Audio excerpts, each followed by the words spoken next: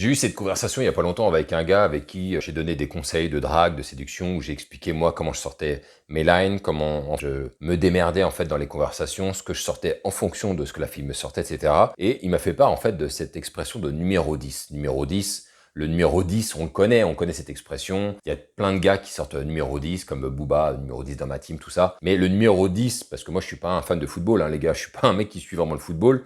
J'ai déjà entendu parler de ce poste dans le football, mais jamais vraiment su ce que c'était. Moi, dans ma tête, un numéro 10, c'était un mec qui faisait en fait la bonne passe à chaque fois, qui était au centre du jeu. Excusez-moi les gars pour ma non-connaissance, mais comme ça m'intéresse pas, du coup je creuse pas le sujet pour vous sortir quelque chose de vraiment solide, en tout cas sur la définition de ce qu'est un numéro 10. Donc vous le saurez bien mieux que moi probablement pour ceux qui kiffent le foot. Mais du coup je lui ai expliqué, mais qu'est-ce que tu sous-entends par dire numéro 10? Parce que moi dans la drague, je fais de passe à personne, tu vois ce que je veux dire? Je fais mes interactions, j'arrive à aborder des femmes, je les revois, etc. Mais qu'est-ce que tu sous-entends par être un numéro 10? Et là, c'est marrant ce qu'il m'a dit. Et c'est pour ça aujourd'hui que j'ai vraiment envie de vous faire cette vidéo et de vous dire, les gars, devenez un numéro 10 dans la drague. Devenez un numéro 10 dans les rencontres. Tiens, j'en profite. Si tu veux déjà commencer à démarrer et à te mettre en action pour comprendre comment séduire des femmes, tu as déjà une formation gratuite qui sont les 7 piliers indispensables pour faire des rencontres.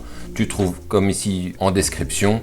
Tu cliques dessus et tu n'as qu'à t'inscrire pour recevoir cette formation qui est gratuite, formation vidéo. Si ensuite tu veux aller plus loin, bien évidemment, tu as le process qui t'explique comment faire pour arriver à rencontrer une femme et à coucher avec pendant 30 jours avec des exercices chaque jour. À l'intérieur, tu trouveras un plan comme tu peux le voir semaine par semaine où je vais te donner des exercices et quoi faire pour être de plus en plus à l'aise dans les conversations avec les gens en général, mais aussi bien évidemment avec les femmes, où ensuite tu verras qu'il y a énormément d'exercices et comment faire pour passer les vitesses, arriver à prendre un verre jusqu'à coucher avec. Tu as également le Discord pour nous rejoindre et discuter avec des mecs qui, comme toi, probablement cherchent aussi des réponses, s'entraider, trouver en tout cas un apport sur les questions que tu peux te poser, sur la manière dont on peut arriver à être à l'aise avec les femmes, comment devenir plus séduisant.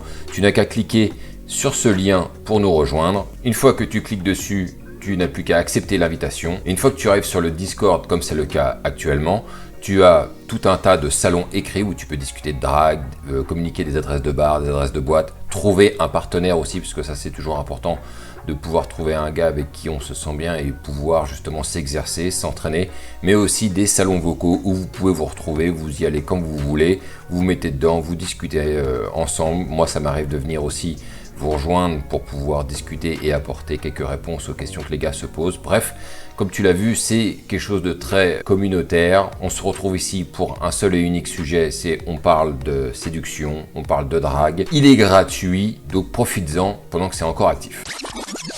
Comme je vous l'ai dit, j'y connais rien au football, donc pour moi, le numéro 10, c'était vraiment extrêmement vague, mais je suis content parce que ce mec, il m'a expliqué comment lui, il percevait la vision d'être un numéro 10 en matière de séduction, en matière de rencontre. Donc c'est ce que je vais vous exposer aujourd'hui. Pourquoi est-ce que tu devrais être un numéro 10 toi aussi, en matière de rencontre, en matière de séduction, en matière d'interaction sociale. Et on va se mater ça juste après le générique les gars.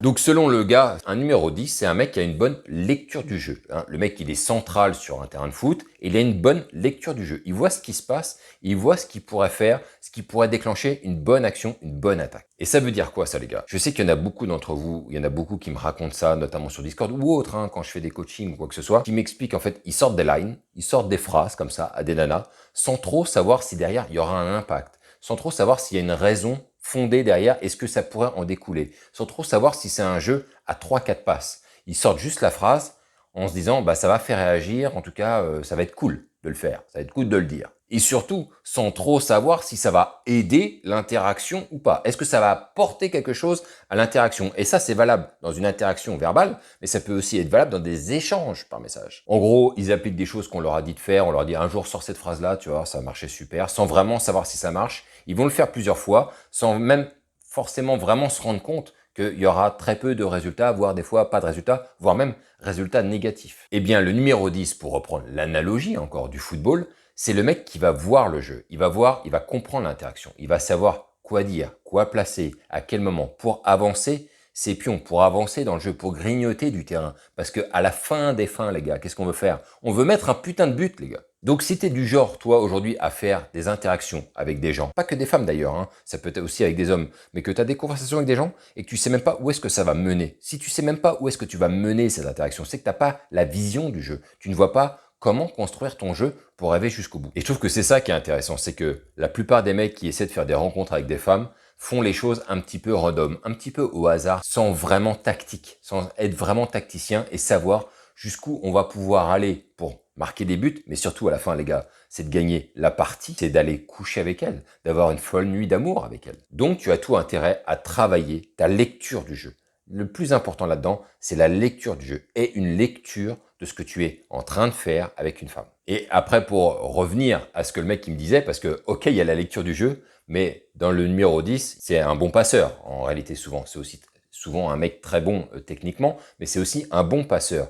Et faire la bonne passe, dans sa vision de ce que j'étais en tant que numéro 10, c'était faire la bonne passe, c'était sortir la bonne phrase au bon moment. Faire la bonne passe, les gars, c'est comme sortir une bonne phrase. Et là, je sais que je suis en train de perdre des mecs en route qui sont en train de se dire, mais ça veut tout et rien dire. Ça veut dire quoi, sortir la bonne phrase? Qu'est-ce que ça veut bien pouvoir dire, cette histoire? Eh bien, c'est simple. C'est que, en fonction de la conversation que tu as avec la fille, au moment où la fille va te sortir quelque chose, elle va te dire un truc, tu vas devoir garder des choses hyper importante en tête. C'est que tu dois rebondir de la manière la plus pertinente possible en fonction de ce qu'elle vient de te dire. Ça, c'est la première chose. Et si tu n'as pas d'idée de ce que tu peux dire par rapport à ce que la fille vient de te dire à l'instant, c'est de sortir une remarque ou une petite annotation qui fait que tu ne passeras pas pour quelqu'un de stupide. C'est ça le plus important. J'ai vu beaucoup de gars sortir des phrases derrière une phrase de fille, la fille leur dit un truc, ils leur répondent un truc, et en fait, ils passent pour des cons. Si tu connais pas un sujet, si tu n'es pas sûr de ce qu'elle est en train de te dire, dans ces cas-là, vaut mieux répondre par quelque chose de complètement random, comme « Ah ouais, d'accord, c'est intéressant », plutôt que de sortir une grosse connerie et de passer pour quelqu'un en fait qui a rien compris au sujet ou qui est même à côté de la plaque. Je vais te donner un exemple simple pour imager tout ça. On va dire que tu es au travail, un jour tu vas à la machine à café, puis il y a une nana qui est là qui sert aussi un café, tu lui dis bonjour, puis tu lui dis ah bah tiens, je t'avais jamais vu, mais tu bosses où toi en fait, t'es dans quel service alors du coup? Et là elle te dit par exemple qu'elle est RH, admettons, qu'elle travaille aux ressources humaines. Si tu connais pas vraiment ou que tu es très limité dans ta connaissance de ce que sont les ressources humaines et que tu sors une phrase du type ah oui d'accord, tu t'occupes des formations alors, là tu vas répondre un truc qui est un peu à côté de la plaque les gars. C'est ça que je veux vous dire, c'est qu'il y a des gens en fait ils sont persuadés de connaître, en fait ils sont pas vraiment sûrs de connaître. Donc plutôt que de sortir une grosse connerie, parce que la nana si elle est RH, forcément, elle connaît très bien son métier. Elle va te répondre un truc, bah non, être RH, c'est pas juste s'occuper des formations. C'est aussi s'occuper du recrutement. C'est aussi s'occuper des fois même de virer des gens. Oui, aussi la formation, mais il y a tout un tas de choses, en fait, qui font partie du travail des RH. Donc, sortir une phrase derrière qui va la rendre très simple, voire minimiser, en fait, ce qu'est son travail, va vous faire passer pour un mec con qui ne connaît pas, en fait, le sujet et qui affirme des choses. Ah ouais, t'es dans les formations. Non, RH, c'est pas que les formations. C'est ce genre de choses, ce genre d'embarras, les gars, qu'il faut éviter. Donc, je reprends l'exemple de la nana que tu rencontres à la machine à café qui te dit que t'es RH et t'es pas sûr du truc. Plutôt que de sortir une connerie, c'est soit tu connais le sujet par cœur et tu dis « Ah oui, mais alors, tu t'occupes de plus de quoi? Des formations, du recrutement ?» Et là, elle va te dire « Bah non, bah moi je suis plutôt dans ci, ou bien je fais tout. » Et là, ok, en fait, il y aura une cohérence, elle va dire « Moi, j'ai affaire à quelqu'un en fait qui connaît cette activité. » Mais si tu ne connais pas cette activité, il vaut mieux avouer en fait que tu ne connais pas. Moi, c'est ce que je fais très souvent, dire t'es RH, mais ça consiste en quoi exactement? Parce que je suis pas, j'ai une vague idée. Moi, ça s'apparentait aux formations, mais je pense qu'il y a autre chose. Là, la personne, elle va t'éclairer. Elle va être heureuse de se dire,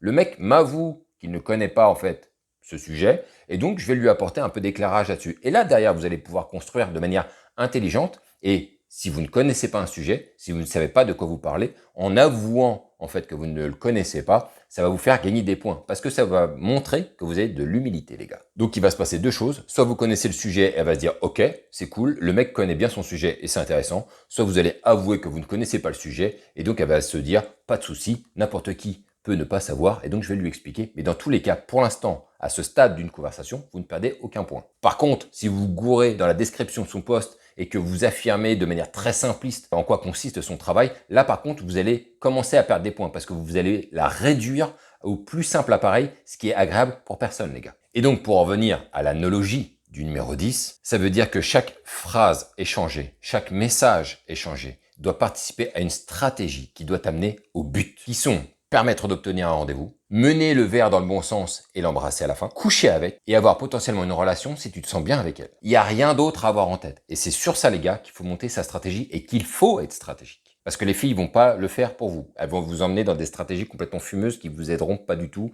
et qui vont faire justement perdre du temps. Donc garde bien ça en tête. Surtout, j'espère que ça va vous aider les gars dans votre manière de séduire les femmes. C'est que vous devez conserver cette stratégie. Vous devez conserver la vision du jeu. Vous ne devez pas sortir des choses de manière mécanique, comme un robot. Ça n'a pas de sens et ça va se ressentir lorsque vous aurez des conversations ou des échanges par message avec des femmes. Là où c'est compliqué d'aller plus loin, c'est que je ne peux pas vous expliquer quelle stratégie vous devez adopter en fonction de chaque personne que vous rencontrez parce que comme un match de foot, on ne peut pas déterminer l'issue du match. Tout peut changer à n'importe quel moment. On ne sait pas jusqu'à ce que ça siffle la fin du game.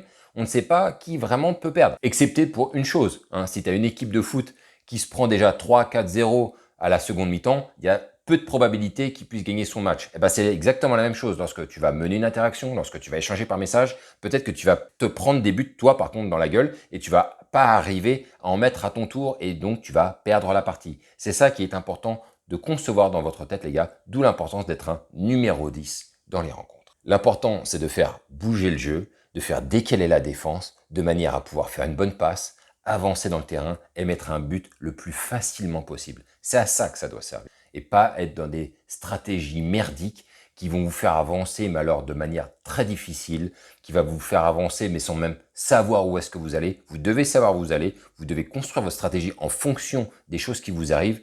Comme dans un match de foot, on ne peut pas prévoir chaque action. Donc, à chaque moment, le numéro 10 doit s'adapter en fonction de la situation de jeu pour justement retrouver une ouverture et ainsi mener son équipe à la victoire. Voilà, j'espère que tu as kiffé cette vidéo. Mets-moi un like si tu as aimé, mets-moi un commentaire pour me dire ce que tu penses de ça. Est-ce que tu te sens être un numéro 10 dans les rencontres? En tout cas, ça m'intéresserait de savoir ce que vous pensez de ce sujet qui est, je pense, pas abordé de manière globale. Mais donc, c'était intéressant de le faire aujourd'hui. J'ai bien aimé en tout cas cette conversation avec ce gars qui m'a fait voir en fait l'aspect du numéro 10 d'une autre manière, qui pouvait vraiment s'apparenter au monde de la rencontre, de la drague, de la séduction.